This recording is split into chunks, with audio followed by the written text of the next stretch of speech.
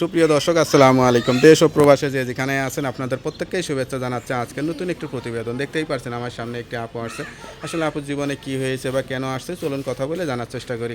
আপু আসসালামু আলাইকুম। ওয়ালাইকুম আসসালাম। আপু আপনার নাম কি? অপর্ণা। অপর্ণা। আপু কেমন আছেন আপনি? ভালো আছি। ভালো আছেন। আপনার বাড়ি কোথায়? আমার বাড়ি হইল বিক্রমপুর। পরিবারে কে কে আছে?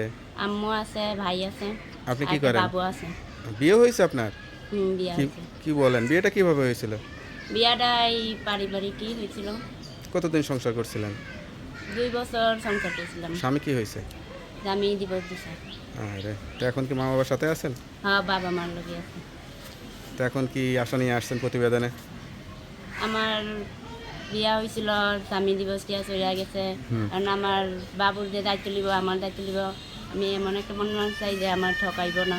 মানে নতুন করে আবার বিয়ে শাদী করবেন সে আশা করতেছেন। আমার বাবুর যে দায়িত্ব নেয় আমি বাচ্চার বিয়া বয়স করব। কতদিন?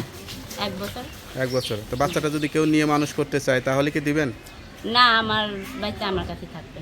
আপনি আবার বিয়ে শাদী করলেন, বাচ্চা কাচ্চা হলো, না, এখন বাচ্চা নিয়ে দেখা যাচ্ছে বিয়ে শাদী করলেন, সেই সংসারে দেখা যাচ্ছে অশান্তি হইলো, ঝামেলা হইলো, সেটা না, যে যে আমার দায়িত্ব নিব আমার বাবুরও দায়িত্ব নিতে হইব। কারণ হলো আমি আমার বাবুরে ছাড়া কেমনে থাকি না।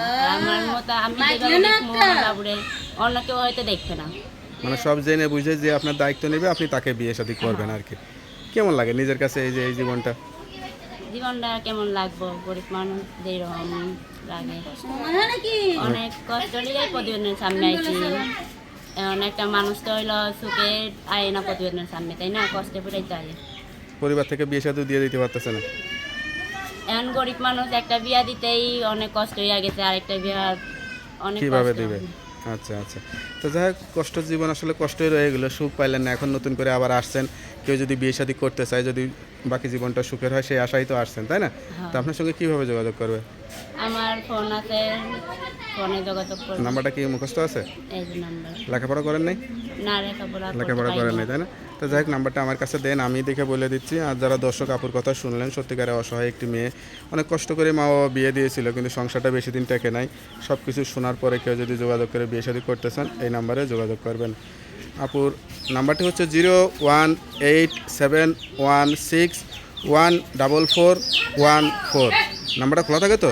হ্যাঁ, খোলা থাকে। যাক, নাম্বারটা খোলা রাখবেন। অবশ্যই 5 ওয়াক্ত নামাজ কালাম পড়ে আল্লাহর কাছে চাইবেন, আল্লাহ আপনার মনে আশাটা পূরণ করবেন। আল্লাহ হাফেজ।